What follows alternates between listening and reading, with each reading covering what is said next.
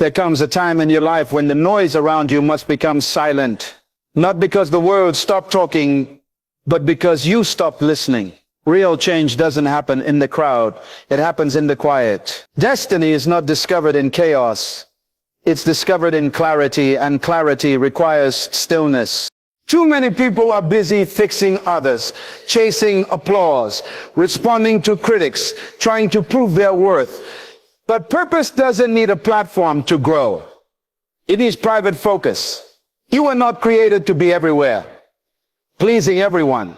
You were created to fulfill an assignment that requires your full attention.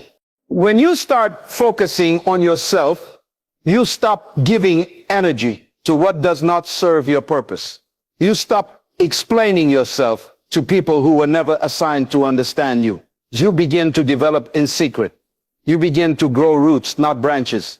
And without saying a word, you begin to transform. There is power in staying silent, not because you're afraid, but because you're wise. Silence is not absence. It is strategy. Some of the greatest victories are won without a single announcement. The seed doesn't scream to become a tree. It grows in darkness, in silence. And then one day it breaks through the soil. People think it appeared suddenly, but you know it was a silent process of obedience, faith, and focus. When you begin to work on yourself, your character, your discipline, your thoughts, your habits, everything around you begins to shift. Why? Because your life is a reflection of your inner world. You don't need to force things into place. When you are in alignment with who you truly are, things begin to fall into place by divine order.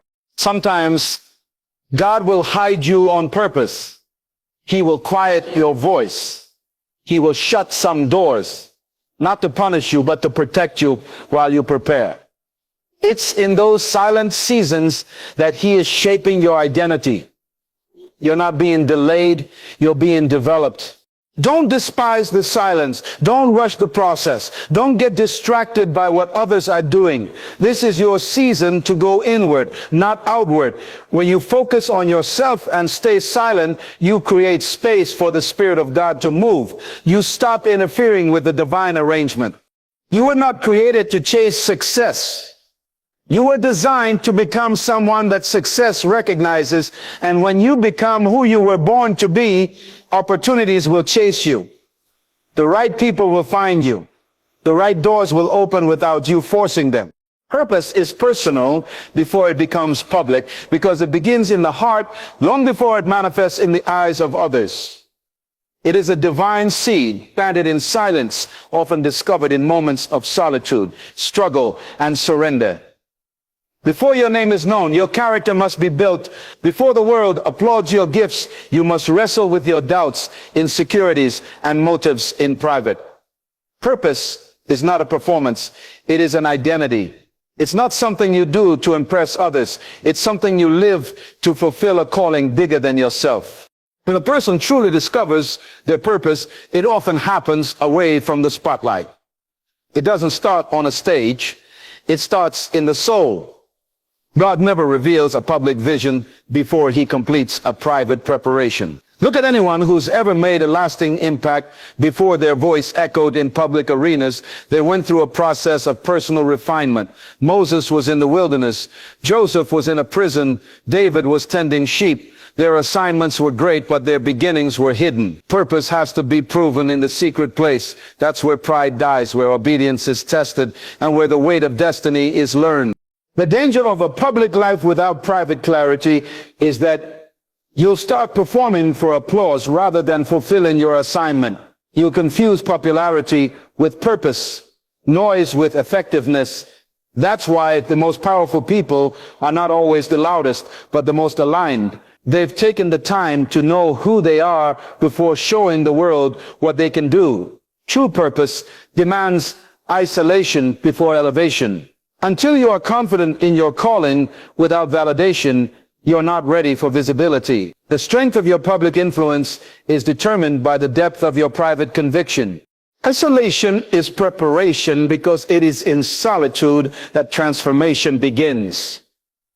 When God wants to do something great in your life, he often pulls you away from the crowd, not to punish you, but to prepare you. The wilderness is not a place of abandonment. It is a place of alignment. It is where distractions are stripped away, where voices go silent, and where your soul becomes still enough to hear the voice of purpose. Many people resist isolation because it feels like rejection, but it is actually redirection. It is God's way of removing the noise so you can hear the instructions.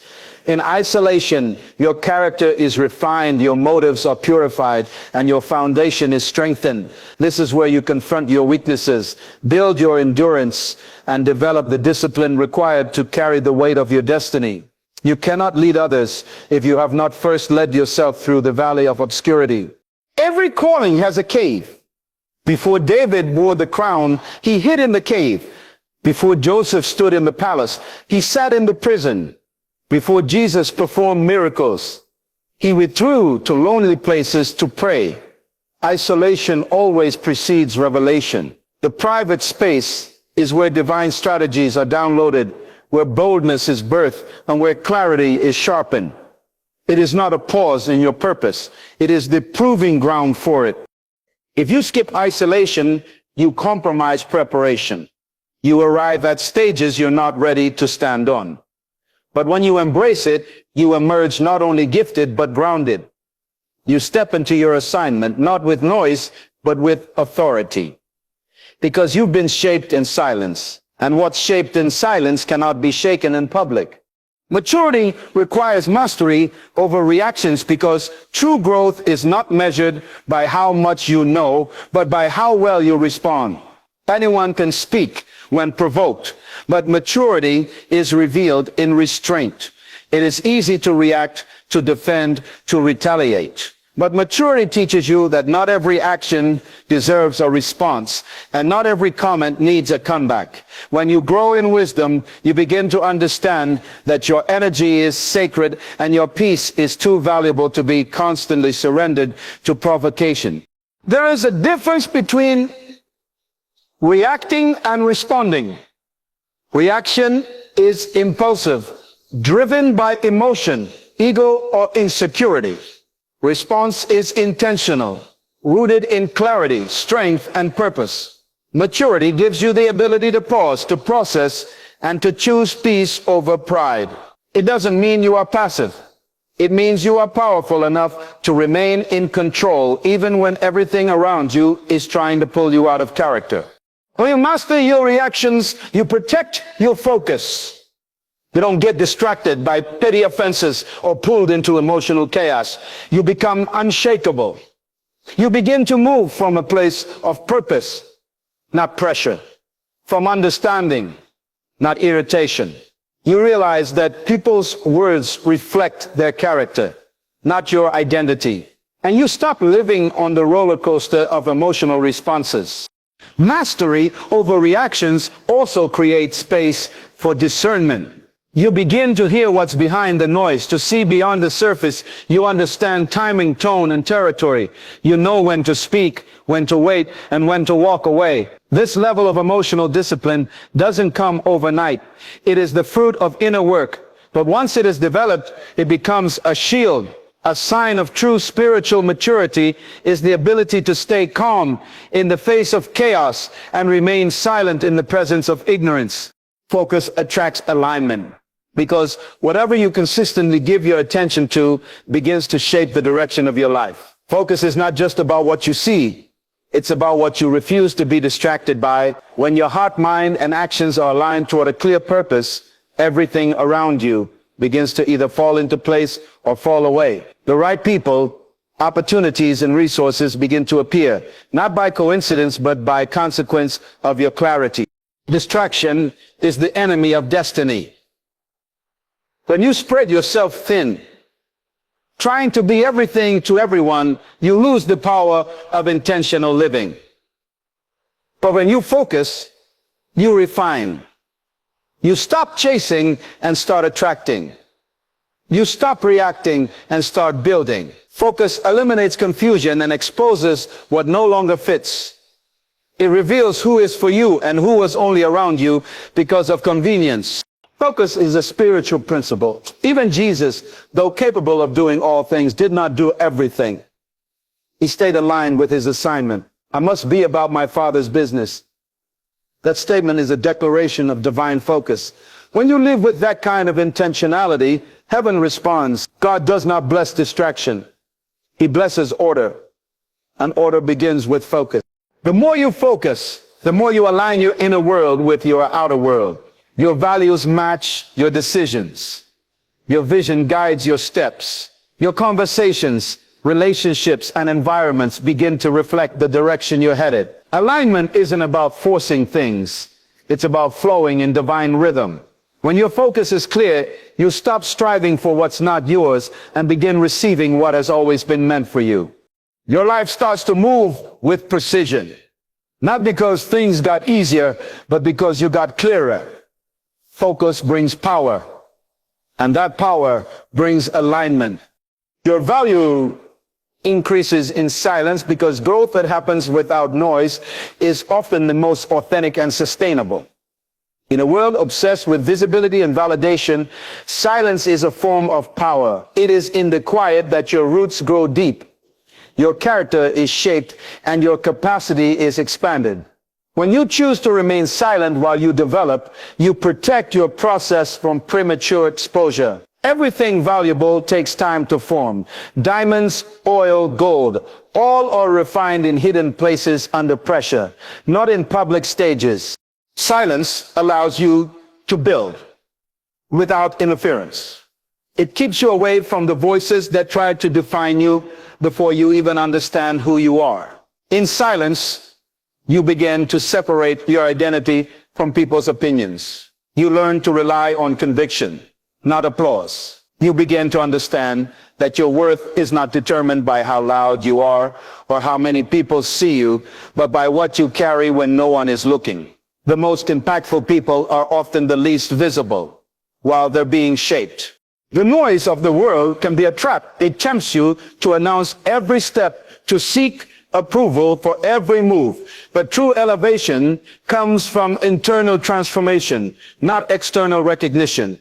When you stay silent, you give God space to do the deep work in you. You stop rushing your process and begin trusting divine timing. And when the time is right, the value you've been carrying in secret will speak louder than any introduction ever could. In silence, your discernment sharpens, your discipline strengthens, and your decisions mature. The less you speak, the more you see. And the more you grow, the more you realize that silence is not empty. It's sacred. It's in the quiet that true value is formed. God works in seasons of silence because silence is not the absence of activity. It is the environment where divine strategy is formed. When God is silent, he is not distant. He is deliberate. Throughout Scripture, some of the most powerful moves of God were preceded by silence. Before Jesus began his public ministry, there were 30 years of quiet development. Before the resurrection, there was the silence of the tomb. God often hides his greatest works in unseen places, not because he has forgotten you, but because he is forming you. In the silence, God is arranging what your eyes cannot see. He is working behind the scenes, shifting hearts, preparing opportunities, and removing obstacles. He is building your strength without an audience, shaping your faith without applause. Silence becomes the incubator for your next season. While you are waiting, he is working. While you are praying, he is positioning. And while you feel forgotten, he is finalizing what he promised. Seasons of silence test your trust. They force you to walk by faith, not by sight. They reveal whether your confidence is in the outcome or in the one who controls it. It is easy to believe when doors are opening and favor is visible. But real faith is forged when nothing moves, yet you keep walking. Real obedience is proven when there's no confirmation, yet you remain faithful. The silence is not punishment, it's preparation. It's in the quiet that your roots go deep, and your dependence on God grows strong. God speaks loudest in the silence, not with noise, but with revelation. He removes distractions so you can hear him more clearly. And when the season shifts, you'll understand that the silence was never a delay.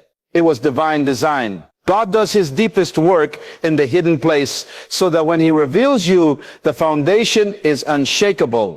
Self-focus brings divine clarity because when you turn your attention inward, you begin to align with the purpose for which you were created. In a world full of distractions, constant comparisons, and endless demands, it is easy to lose yourself trying to keep up with everyone else. But clarity does not come from chasing noise. It comes from centering your life around who you are in God. When you focus on yourself, not in selfishness, but in sacred responsibility, you begin to see what truly matters.